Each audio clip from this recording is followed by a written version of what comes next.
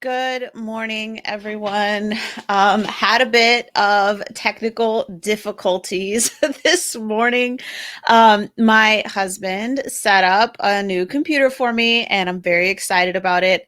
But for whatever reason, connecting this morning via StreamYard was just not easy to do.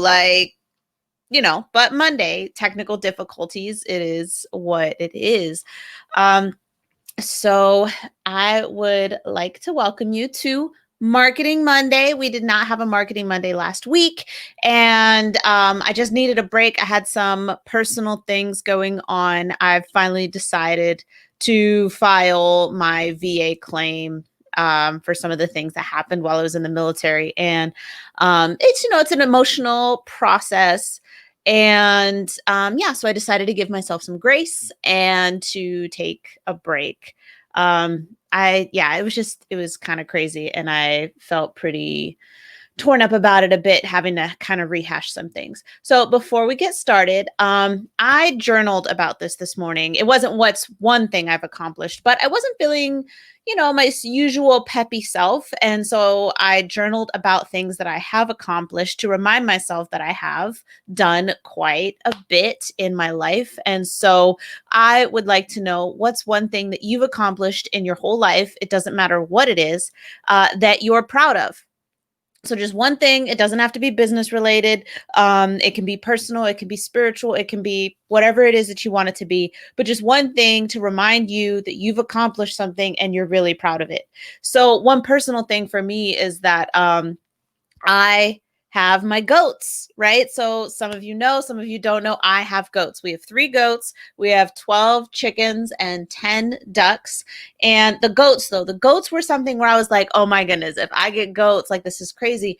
I I have been working towards getting goats for years now at this point. It's a huge reason that we got the property that we live on. We live on 2 acres in Maryland. And every time I see my goats, I remind myself that, I worked really hard to bring them into my life and my family's lives. And so it helps me kind of work through just to keep my eye on the prize. Hey, yes. I mean, being proud of your kids, like that's a huge thing. Like, I mean, I can't really think of anything I'm more invested in than my children at this point. And happy Monday. Yes.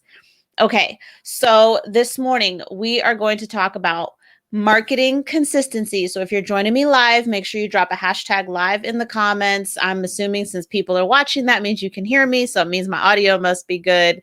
Um, and if you're watching this on replay, put hashtag replay. But don't forget, like, even if you don't want to comment what that one thing is that you've accomplished that you're really proud of, just try and come up with something that you can kind of hold on to, that when you think of it, it gives you feelings of positivity and feelings of confidence that you can then put those feelings towards other, things that you're taking on for the day. You've got a sales call, you're doing a podcast interview, whatever it is. Just think of something so you can channel those emotions into whatever task you need to accomplish today, particularly if you're not feeling super confident.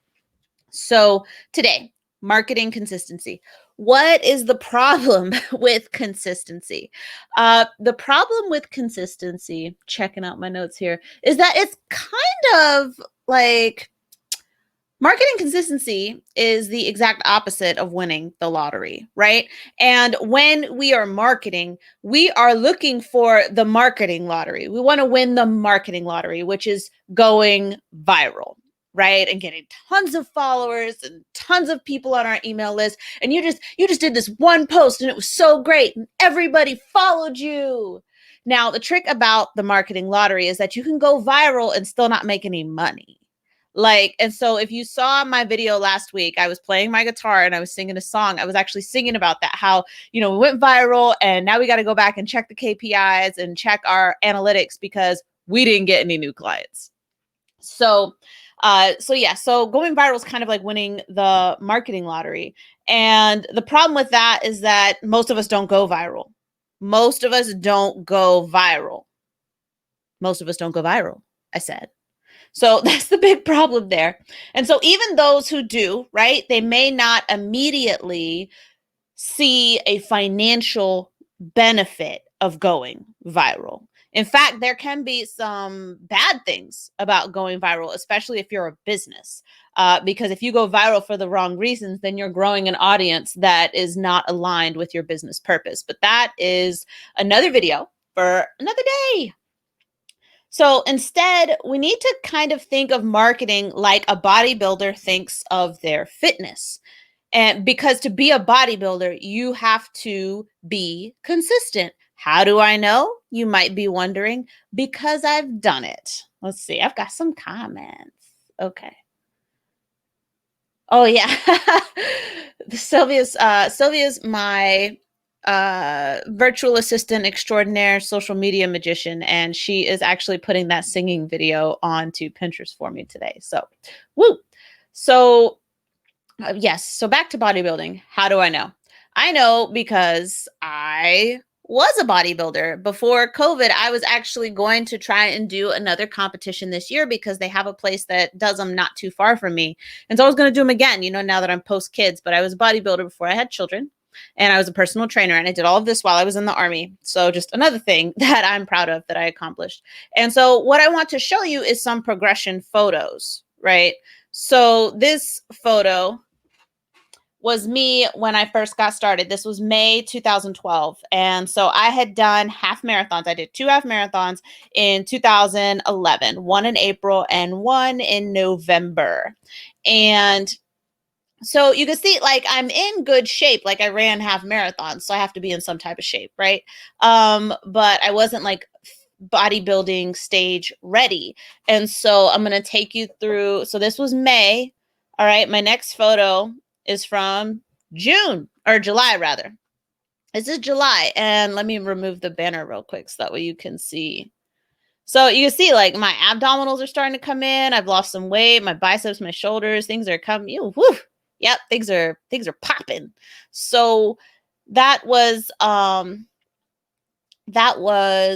July 2012. And then finally, let's look at stage. So this was the stage. This was August 2012. So May, June, July, August. So it was about 3 or 4 months where I was working out really intensely. And this is the difference. Like, you could not see these lines. You couldn't see this definition here, the ropey effect here, like the division. Like, you didn't see any of that stuff before. And the reason why I bring it up is because as I was going to the gym every day, I knew that if I kept going, good things would happen. But I had to be consistent. I could not go 3 days 1 week, 2 days, another week, and no days another week, and then go 5 days a week. I could not be inconsistent and go from this to this. It wasn't happening. And what I realized is the more I went into the gym, the more I realized that it wasn't about making massive gains in a short amount of time necessarily. It was about showing up consistently and taking small actions, choosing to do those bicep curls, choosing to do another set of squats with as heavy a weight as I can handle. It was those types of choices. They seemed small in the moment, but they contributed to my success. They allowed me to go from this to this in 3 to 4 months. Okay, so understand that it was a collection of specific choices that I made every day. What I ate, how much water I drank, my ability to get into the gym, my ability to follow on with my cardio when I needed to do cardio, to go from this in May 2012 to this in August of 2012.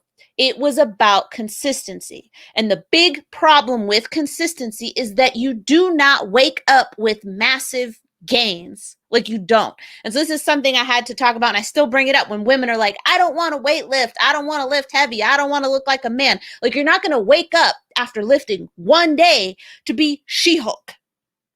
Like, it's not happening. If it does, give me whatever it was that you had the day before, because I want to be She-Hulk. But that is the problem with consistency, is that we don't wake up with massive gains. If you posted on social media, if you knew every time you posted on social media, one time you would get 5 clients, it would not be hard to be consistent, would it? It would be easy to be consistent because you're like, every time I post on social media, I get at least 4 clients. So of course I'm going to post on social media, or of course I'm going to do my email marketing, or of course I'm going to do those podcast interviews because every time I do it, I get at least 4 clients. Consistency doesn't work that way. If it did, nobody would be inconsistent. And so that is the problem with marketing consistency is we don't wake up with massive gains. And if we did, we wouldn't even be having this conversation. There would be no problem with marketing consistency because I know and you know that when you put forth the effort, you wake up and there are massive visible gains for you. The problem with marketing in general is that the way that we market now has so many channels and so many touch points, attribution becomes difficult. But it is just like when I was doing my bodybuilding and I was making that decision to do is, that heavier weight and doing an extra set of squats and making sure that I ate all my meals and drank all my water and never missed a workout. The same thing with marketing is just like that. It's choosing to do all of those steps, choosing to continue to show up that brings you the gains that you're looking for, but it's momentum. It builds over time. The fitter I got, the easier it was to be fit. And then if you flip that coin around, it's easy to be inconsistent because when you're inconsistent for one day, if you don't go to the gym one day and you're supposed to, you're not going to wake up and lose all of your muscle. So it's easy as well to be inconsistent, just like it's hard to be consistent. And we have to look at that as being inconsistent. It's a slippery slope. Once you don't do it once, you're like, oh, I still got my abs, right? I didn't go to the gym that day. I still got my abs. I'm cool. So I'll take another day off and then another day off. And then before you know it, you haven't been to the gym in 3 weeks. You haven't been in 3 weeks. And it's like with marketing, you're like, oh, I didn't, last week it was super easy for me to be like, okay, I'm not going to do marketing Monday. I'm feeling really down. But you know what? Because I didn't do it last week, I was super close to not doing it this week. I was super close to not doing my Marketing Monday live stream this week because I didn't do it last week and I wasn't really feeling it today. I really wasn't. So just try and keep that in mind, all right? Marketing consistency. The problem is that you do not see massive gains, and sometimes your gains are underneath the surface. My first month getting ready for my bodybuilding show, my very first one, that first month, like there weren't huge, massive gains for me, but everything was taking place under the skin where I couldn't see it. But the things that I did see, I felt better. My hair started to get healthier. My skin started to be healthier. I had more energy. I was starting to lift heavier because I was making those types of gains, but I didn't see the gains on the outside. So consider that, in marketing, your financial gains are the ones that we're always looking for, but are you also tracking those other KPIs that tie to your business goals? And we're going to talk about that. Okay. Oh, got some comments. Yes, organic content. And so to Sylvia's point here, right? So to Sylvia's point here, you're playing the waiting game. And it's true because social media gives people an opportunity to observe and interact over time. I've had people schedule calls with me and then they'll say, I've been watching your content for months. And I'm like, really? You have? Like, I'm like, I don't even think I remember them liking a post, but you've been watching my content for months. So keep that in mind as well. Like you're like, I posted last week, it's social media content, marketing in general. It's kind of like leaving breadcrumbs around for the right people to find. The right people being your audience, not that the, people who aren't your audience are bad, but the right people for you, for your business are those who are in your audience.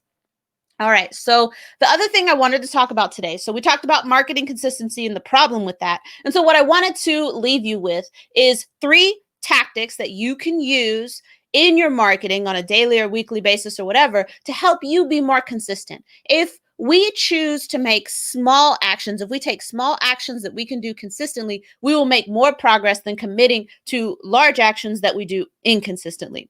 So the first one, connect with 5 people daily. So I say connect because I use LinkedIn a lot, but this could be Instagram, this could be Facebook. But I'm going to examine it from a LinkedIn perspective, but any of these tactics, can be used on any social media platform. So on LinkedIn, right, like you could search ideal client, do a basic demographic ideal client type search, right? So if I want to connect with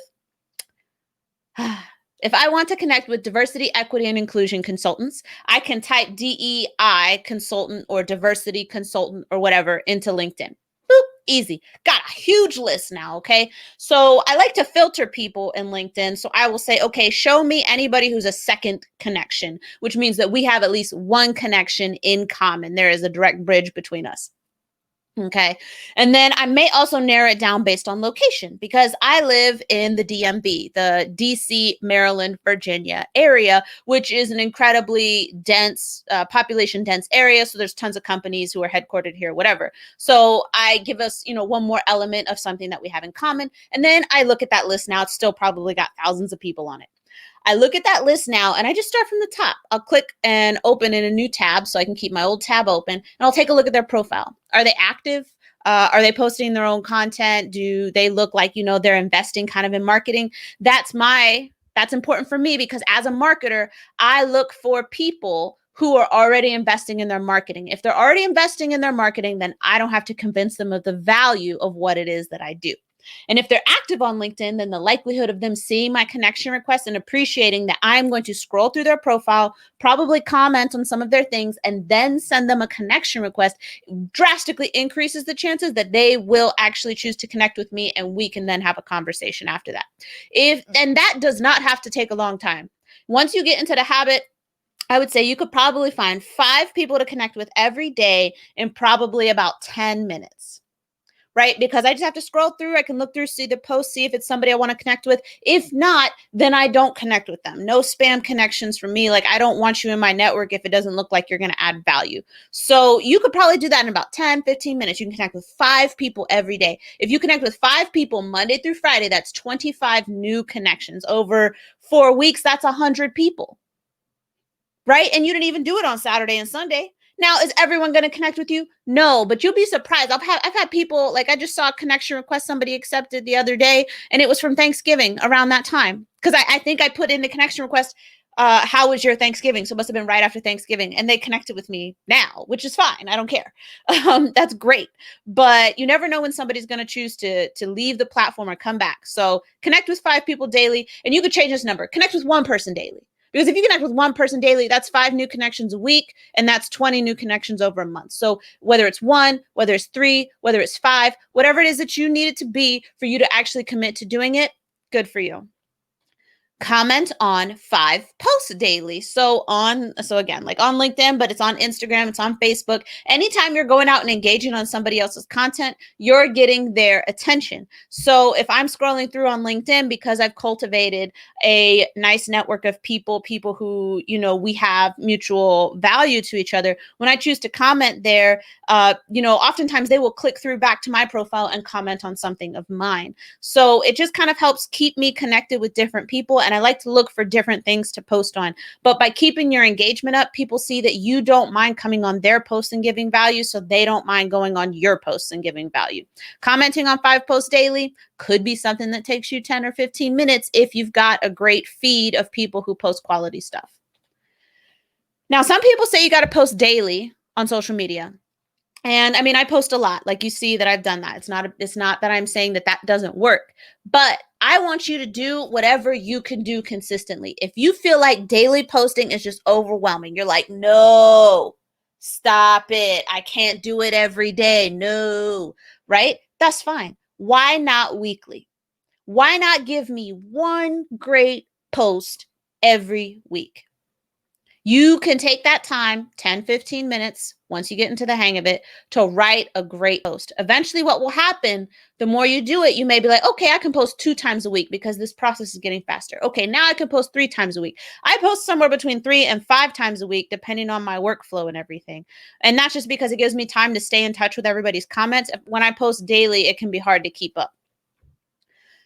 So those are all tactics, but the big thing I want to leave you with before I sign off is you want to tie your tactics to goals, business goals. So if your goal is to grow social media, that's a marketing goal, right? Let's say you want to grow on LinkedIn, you want to grow on Instagram, grow on Facebook, whatever. That's a marketing goal. How does that serve your business?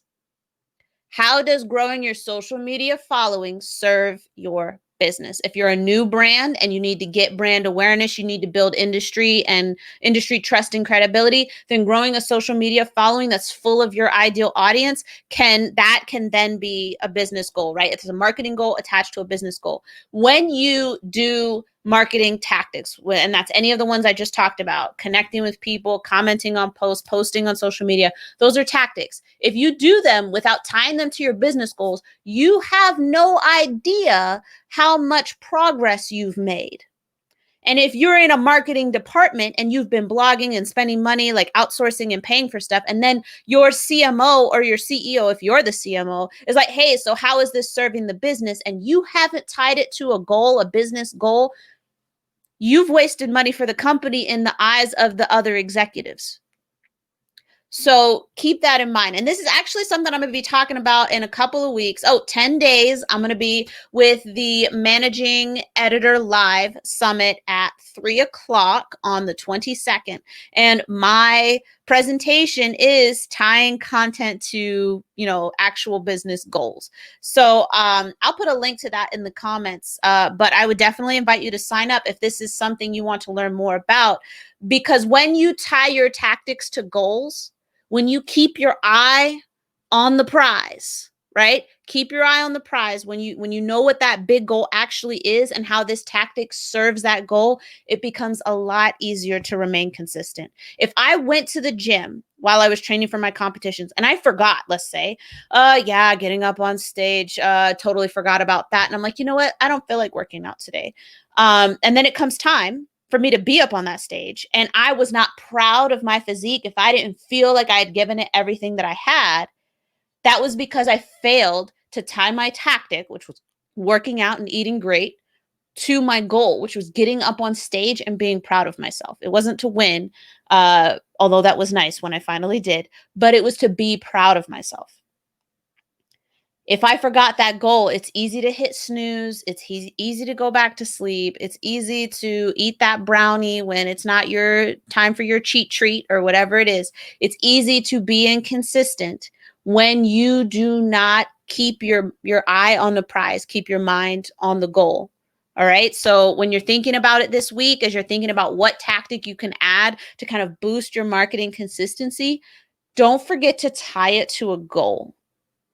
Don't be like, it's because Ruthie said, because you're going to not do it, because that's not strong enough of a motivation for you. So that is what I have for you today. Let's see. Oh yeah, never skip 2 days. So Sylvia is saying that she follows a guy who does videos on creating or testing habits. And he has a 2-day rule where if you're trying to do something every day, never skip 2 days.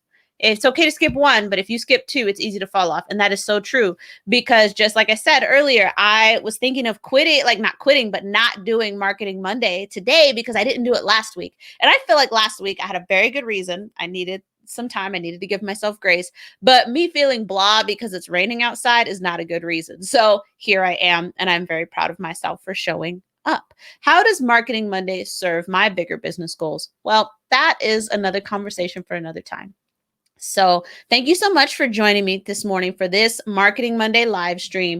It was a little longer than some of the other ones, but I guess I had a little bit more to say about the problem of marketing consistency than I originally thought. So again, remember, you can give me a hashtag live in the comments. If you're watching this live, if you're watching the replay, give me a hashtag replay. And then the other question I had for you today, especially if you're feeling blah the same way that I do right now because of the weather here in Maryland, is what's one thing that you've accomplished, something that gives you that feeling of pride when you recall it? Use that feeling to move through your blahness today. I journaled on things that I accomplished, so that, if you want, you can whip out a piece of paper or journal and write about something that you've accomplished that makes you proud. So thanks again, everybody, for being here, and keep an eye on the podcast and the blog, because we're going to be posting last week's Marketing Monday here very shortly to the podcast and the blog and YouTube. So thank you so much. And wherever you saw this, let me know what you think. Give me some comments. If you feel like you have somebody in your network who would benefit from seeing this, I would greatly appreciate it if you gave it a share. And I will see you again next week.